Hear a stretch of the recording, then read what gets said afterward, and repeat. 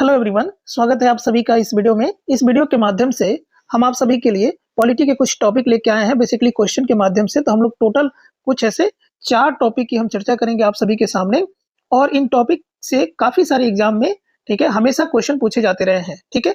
चाहे आप बीपीएससी का एग्जाम ले लीजिए, चाहे यूपीएससी का एग्जाम भी ले लीजिए, उसके अलावा यूपीपीएससी का एग्जाम ले लीजिए, इन सभी के अंदर और भी बहुत सारे एग्जाम के अंदर ये ऐसे इन टॉपिक पे आपको हमेशा प्रश्न देखने को मिलते हैं। तो ये बेसिकली जो 4 टॉपिक्स हैं, ये आपके जो है कि पॉलिटी से संबंधित है। तो आइए बारी बारी से इनको हम लोग देखते हैं। ये बेसिकली 69th बीपीएससी के का जो पेपर प्रीलिम्स का हुआ था, उसके अंतर्गत ये कुछ 4 क्वेश्चन पूछे गए थे। तो आइए इनको हम लोग बारी बारी से देखते हैं। तो सबसे पहले हम लोग बात करते हैं भारतीय संविधान के 42वें संशोधन के संबंध में, ठीक है। अब आपको पता है 42वां संविधान संशोधन को आप लोग मिनी कॉन्स्टिट्यूशन भी कहते हैं, क्योंकि ये 1976 के अंदर इसमें काफी बदलाव किए गए थे संविधान के अंदर, ठीक है। इंदिरा गांधी की सरकार थी उस समय। तो आइए, इसमें कुल आपको 4 स्टेटमेंट दिए गए हैं और आपको गलत बताने हैं। ध्यान दीजिएगा, प्रश्न को ध्यान से पढ़ेंगे, ठीक है। इसमें आपको गलत बताने हैं, ठीक है।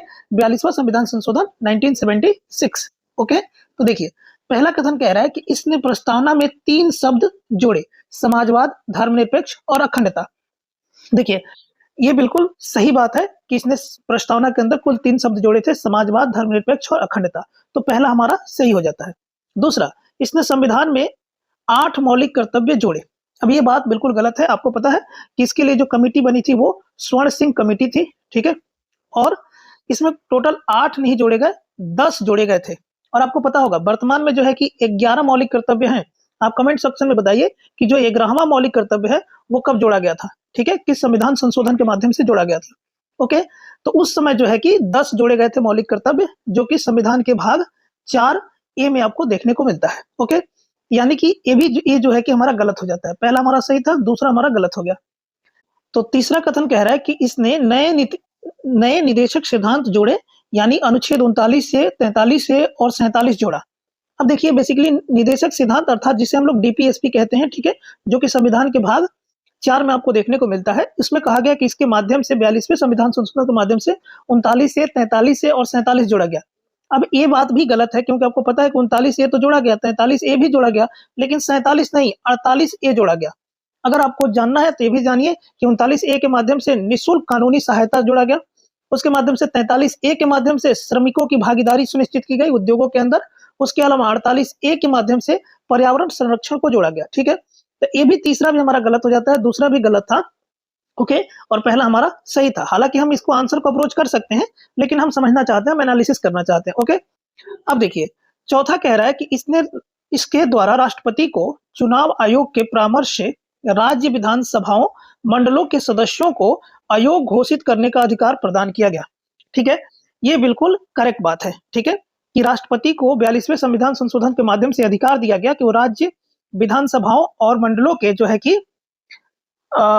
है कि सदस्यों को आयोग घोषित कर सकते हैं, ठीक है, ओके।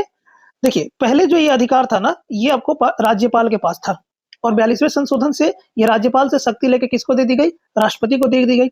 लेकिन अगर आप वर्तमान स्थिति देखना चाहते हैं कि वर्तमान में इसकी क्या स्थिति है, तो आपको ध्यान देना चाहिए कि वर्तमान में जो है कि सिर्फ दल बदल जो विरोधी कानून है, जो कि आपको पता ही है कि 1985 में 92वां संविधान संशोधन के माध्यम से आया था, सिर्फ उस स्थिति को छोड़ दीजिए तो पुनः जो है ना, ये जो अधिकार है इसको आपको राज्यपाल को दे दिया गया है, जो कि 44वें संविधान संशोधन 1978 के माध्यम से ये संभव किया गया है, ओके। तो होपफुली आप समझ रहे होंगे कि ये सही है, क्योंकि ये राष्ट्रपति को दे दिया गया था 42वें संविधान संशोधन के माध्यम से, जो कि वर्तमान में स्थिति कुछ फिर से ये है कि राज्यपाल के पास ही है, ओके। तो आपको पता चला होगा कि 4 भी सही है, 1 भी सही है, 2 गलत है, 3 भी गलत है। हमको गलत बताना है, यानी कि ऑप्शन डी हमारा करेक्ट हो जाएगा, 2 और 3। होपफुली आपको ये पूरी अच्छे से समझ आ गया। आपको अच्छा लगता है तो आप कमेंट कर सकते हैं, लाइक कर सकते हैं वीडियो को, ओके। देखिए, इसके बाद से हम लोग देखते हैं क्वेश्चन नंबर 126 को। देख लीजिए कि इसमें कुछ राजनीतिक दल दिए गए हैं और उनका कुछ स्थापना वर्ष आपके सामने दिया गया है, ठीक है। कोई दिक्कत नहीं है इसमें, हम इसे आंसर करते हैं। देखिए, अब इसमें आपको ध्यान रखना है कि आपको भारतीय कम्युनिस्ट पार्टी दिया गया है, ठीक है, और यहाँ पर वर्ष है 1964। भारतीय कम्युनिस्ट पार्टी, ठीक है, मार्क्सवादी की बात कही जा रही है, तो आपको पता है। और ये भारतीय कम्युनिस्ट पार्टी, ठीक है, और बहुजन समाज पार्टी और ऑल इंडिया तृणमूल कांग्रेस, जो कि आपको वेस्ट बंगाल के अंदर देखने को मिलेगी इस पार्टी को, ओके। अब देखिए, भारतीय कम्युनिस्ट पार्टी मार्क्सिस्ट को अगर देखें, मार्क्सवादी को देखें, तो बिल्कुल 1964 में ये जो है कि कम्युनिस्ट पार्टी से टूटकर बनी हुई थी। तो ओके, ये सही है, ए का जो होगा वो फर्स्ट होगा। अगर सिर्फ आपको यही पता है तो इस आंसर को आप अप्रोच कर सकते हैं, जैसे ए का 1 सिर्फ इसी ऑप्शन में दिया गया है। ओके, तो बी का यहाँ से 3 हो जाएगा, भारतीय कम्युनिस्ट पार्टी 1925, बिल्कुल ठीक बात है। सी जो देखिए बहुजन समाज पार्टी, ये जो है कि बहुजन समाज पार्टी 1984, ये भी सही है। ऑल इंडिया तृणमूल कांग्रेस जो है कि 1998, तो ये भी सही है। तो ऑप्शन बी हमारा इसके लिए करेक्ट हो जाएगा। आ जाइए नेक्स्ट क्वेश्चन देखते हैं। क्वेश्चन 127 पे लिखा हुआ है जो कि किन अनुच्छेद के अंतर्गत अध्यक्ष सदन के किसी सदस्य को उसकी मातृभाषा में बोलने का इजाजत दे सकता है। नो डाउट आपको पता होना चाहिए, राज्यसभा और लोकसभा के अंदर जो ये आर्टिकल मेंशन है वो है 120(1) के अंदर, ठीक है। पर अगर राज्य विधानमंडल की अगर आप बात करें, जिसपे विधानसभा है ना और विधान परिषद आते हैं, उसमें ये 210 अनुच्छेद के अंतर है। देखिए याद करना बहुत ईजी है, 120, बस ये 2 को इधर रख दीजिए, 1 को इधर रख दीजिए और इधर 0 लगा दीजिए, तो ये विधानमंडल के लिए हो जाएगा और ये आपको संसद के लिए हो जाएगा। ओके, तो सी इसके लिए हमारा करेक्ट हो जाएगा। ये क्वेश्चन काफी हम लोगों के लिए इंटरेस्टिंग है। क्वेश्चन 128, इसमें आपको बहुत सारी चीजें सीखने को मिलेगी। क्या कह रहा है क्वेश्चन कि कॉलेजियम प्रणाली के बारे में निम्नलिखित कथनों पर विचार कीजिए। कॉलेजियम सिस्टम, जिससे आपको पता है कि सुप्रीम कोर्ट के जजों का चयन होता है और नियुक्ति आपको पता है कि राष्ट्रपति द्वारा किया जाता है। ओके, तो ये एक चयन प्रक्रिया होती है कॉलेजियम सिस्टम, सुप्रीम कोर्ट के जजों के और हाई कोर्ट के जजों के लिए। ओके, पहला कह रहा है कि सुप्रीम कोर्ट कॉलेजियम एक 5 सदस्यीय निकाय है जिसकी अध्यक्षता भारत के मौजूदा मुख्य न्यायाधीश, जिसे सीजीआई कहते हैं, चीफ जस्टिस ऑफ इंडिया करते हैं, और उस समय इसमें न्यायालय में कार्यरत 4 अन्य वरिष्ठतम न्यायाधीश शामिल होते हैं। ओके, दूसरा कह रहा है कि संसद ने विधि द्वारा कॉलेजियम प्रणाली का आरंभ किया है। तीसरा कह रहा है कि उच्चतम न्यायालय और उच्च न्यायालयों के न्यायाधीशों की नियुक्ति कॉलेजियम प्रणाली के माध्यम से ही की जाती है। चौथा कि कॉलेजियम प्रणाली की शुरुआत वर्ष 1993 में न्यायाधीश पीएन भगवती के ऐतिहासिक फर्स्ट जज मामले के उपलक्ष्य में किया गया था। आपको इसमें से सही बताना है। अब देखिए, अगर आप बात करें तो आपको 3 जजेज केसेस आपको देखने को मिलते हैं, फर्स्ट, सेकंड जज केस एंड थर्ड जज केस, ठीक है। तो फर्स्ट जो जजेस केस है वो उसमें न्यायाधीश पीएन भगवती से संबंधित है। इन्होंने 1981 में ये जजमेंट आई थी, उसमें क्या था बेसिकली कि उसमें कार्यपालिका के शक्ति को बढ़ावा मिला, ना कि कॉलेजियम को, ठीक है।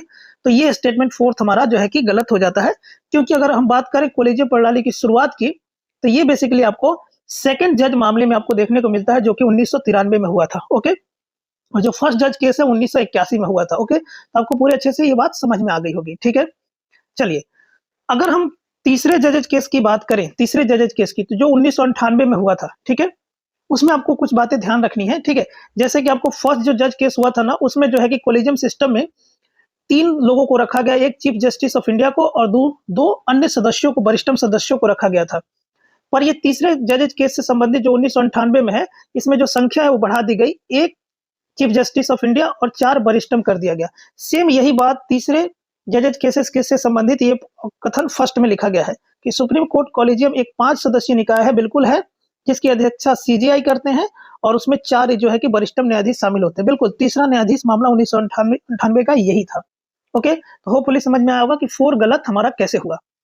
अब दूसरा बात करते हैं कि संसद ने विधि द्वारा कॉलेजियम प्रणाली का आरंभ किया, नहीं, सुप्रीम कोर्ट के मामले द्वारा, जो कि हमने आपसे बातें किया। दूसरा जज मामला 1993 द्वारा इसकी शुरुआत हुई, ना कि संसद ने किया है। ओके, तो दूसरा भी हमारा गलत हो जाता है, पहला हमारा सही हो जाता है। ओके, हमें सही बताना था, तो 2 जहां है, जैसे सी हमारा नहीं हो सकता, इसका करेक्ट आंसर। तीसरा है कि उच्चतम न्यायालय और उच्च न्यायालयों के न्यायाधीशों की नियुक्ति जो है कि कॉलेजियम प्रणाली के माध्यम से की जाती है, ये एब्सोल्युटली करेक्ट है। ओके, तो तीसरा हमारा करेक्ट हो जाता है। ओके, उसके अलावा चौथा जो है कि हमारा इनकरेक्ट हो गया था, तो डी नहीं हो सकता, सी भी नहीं हो सकता, ठीक है, और ए हमारा करेक्ट होगा। 1 और 3 जो है कि हमारा करेक्ट है, तीसरा करेक्ट है एंड पहला करेक्ट है। दूसरा करेक्ट नहीं है, क्यों नहीं है? क्योंकि संसद द्वारा नहीं, और चौथा करेक्ट नहीं है क्योंकि इसकी शुरुआत 1993 में तो हुई तो थी, लेकिन फर्स्ट नहीं, दूसरा जज मामला था।